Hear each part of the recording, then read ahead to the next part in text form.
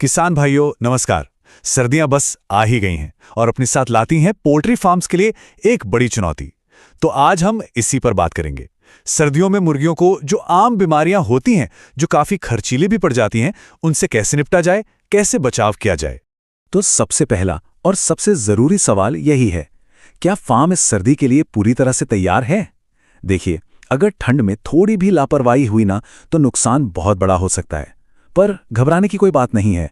अगर जानकारी सही हो और कदम समय पर उठाए जाएं तो न सिर्फ नुकसान से बचा जा सकता है बल्कि मुनाफा भी अच्छा कमाया जा सकता है। चलिए, सबसे पहले इस समस्या की जड़ को ही पकड़ते हैं। सर्दियों में ना 3 चीजें हैं: ठंड, नमी और गंदगी। ये तीनों जब मिल जाती हैं तो बीमारियों के लिए एक तरह से जन्नत जैसा माहौल बना देती हैं। यही कॉम्बिनेशन है जो मुर्गियों की इम्यूनिटी, मतलब उनकी बीमारियों से लड़ने की ताकत को एकदम कमजोर कर देता है। और फिर क्या होता है? सांस की बीमारियां, पेट की बीमारियां, वायरल इन्फेक्शन सब तेजी से फैलने लगते हैं। तो सबसे पहली और सबसे बेसिक चुनौती जो सामने आती है वो है कोल्ड स्ट्रेस।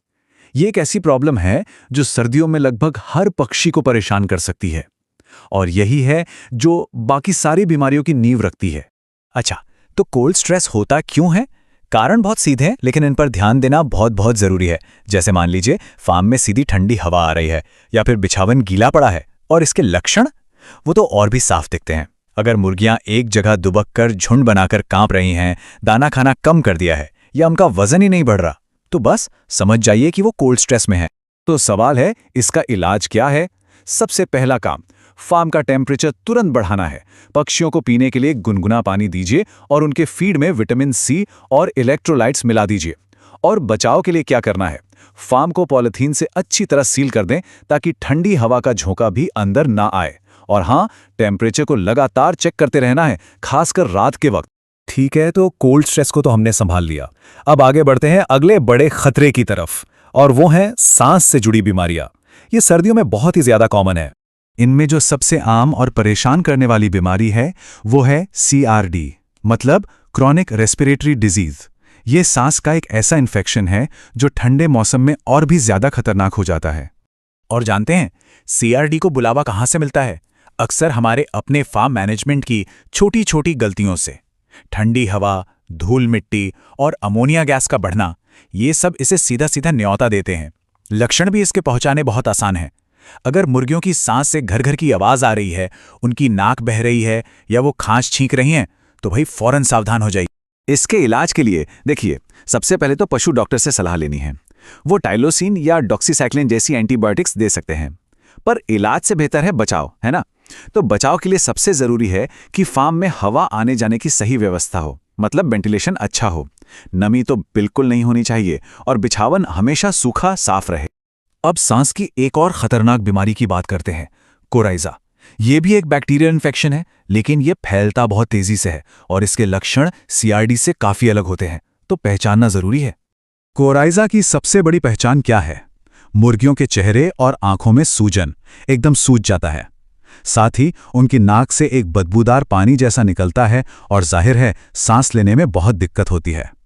ये बीमारी भी गंदगी और नमी वाले फार्म्स में ही तेजी से पैर पसारती है। तो सांस की बीमारियां तो हो गईं, अब अपना ध्यान ले चलते हैं पाचन तंत्र यानी डाइजेस्टिव सिस्टम पर होने वाले हमलों की तरफ। सर्दियों में ये भी एक बहुत बड़ी मुसीबत बन जाता है। यहाँ पे जो सबसे बड़ी प्रॉब्लम आती है वो है कॉक्सीडियोसिस। ये आंतों की एक पैरासाइटिक बीमारी है और इसका सीधा कनेक्शन है गीले बिछावन से। बिछावन गीला हुआ नहीं कि ये बीमारी आई नहीं। इसका एक लक्षण ऐसा है जो सबसे खतरनाक और सबसे साफ है, खून वाली पतली दस्त। अगर फार्म में ये लक्षण दिख जाए तो समझिए ये एक इमरजेंसी है, तुरंत एक्शन लेना होगा। इसके अलावा मुर्गियां एकदम सुस्त पड़ जाती हैं और उनका वजन भी तेजी से गिरने लगता है। और वजह वही गीला बिछावन और गंदा पानी। अब हम बात करेंगे उस बीमारी की जिससे हर पोल्ट्री किसान को सबसे ज्यादा डर लगता है। नाम है रानीखेत। ये एक वायरल बीमारी है और इसे सबसे बड़ा दुश्मन क्यों कहते हैं? क्योंकि इसका कोई इलाज नहीं है। रानीखेत के लक्षण देखकर ही डर लग जाता है। मुर्गियों की गर्दन अजीब तरह से मुड़ जाती है, टेढ़ी हो जाती है। उन्हें हरे रंग के दस्त लगते हैं और सबसे डरावनी बात, अक्सर अचानक बिना किसी वार्निंग के उनकी मौत हो जाती है। जिन मुर्गियों की इम्यूनिटी कमजोर होती है उन पर तो ये बिजली की तरह हमला करता है। इस बात को दिमाग में बिठा लेना बहुत जरूरी है। मैं फिर से दोहरा रहा हूं, रानीखेत का कोई भी इलाज नहीं है। एक बार ये बीमारी फार्म में घुस गई तो इसे रोकना लगभग नामुमकिन है। तो फिर रास्ता क्या बचता है? सिर्फ और सिर्फ एक, रोकथाम, प्रिवेंशन। और इसके सिर्फ दो ही तरीके हैं। पहला, टाइम पर वैक्सीनेशन करवाना, और दूसरा, बायोसिक्योरिटी के नियमों का कड़ाई से पालन करना। याद रखिए, बचाव ही इसका एकमात्र इलाज है। चलिए, हमने दुश्मनों को तो पहचान लिया, अब बात करते हैं जीत के मंत्र की। सर्दियों की इस जंग को जीतने के लिए एक पक्की, मजबूत स्ट्रैटेजी चाहिए। एक ऐसी स्ट्रैटेजी जिसमें बचाव का हर तरीका शामिल हो। अच्छा, एक और चीज है जिस पर अक्सर ध्यान नहीं जाता, वो है विटामिन की कमी। सोचिए, ठंड में शरीर को गर्म रखने के लिए मुर्गियों को कितनी ज्यादा एनर्जी लगती है। ऊपर से वो दाना भी कम खाती हैं। नतीजा, कमजोरी आ जाती है, इम्यूनिटी डाउन हो जाती है। इसका उपाय बहुत सीधा और सरल है। उनके फीड में मल्टीविटामिन और मिनरल मिक्सचर रेगुलरली मिलाते रहिए। तो चलिए, फटाफट एक फाइनल चेकलिस्ट देख लेते हैं सर्दियों से बचाव के लिए। नंबर 1, फार्म का टेम्परेचर कंट्रोल में रखें। नंबर 2, ठंडी हवा को अंदर आने से रोकें। 3, बिछावन हमेशा सूखा होना चाहिए। 4, पीने के लिए गुनगुना पानी दें। 5, वैक्सीनेशन टाइम पर कराएं।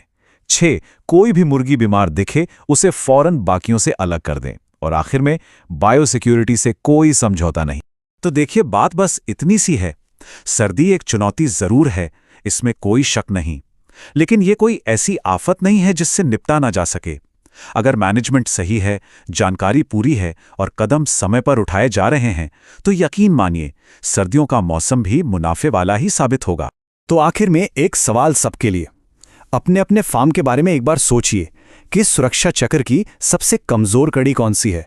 वो कौन सी दीवार है जिसे सबसे पहले मजबूत करने की जरूरत है, और आज ही उसे ठीक करने के लिए पहला कदम क्या उठाया जाएगा।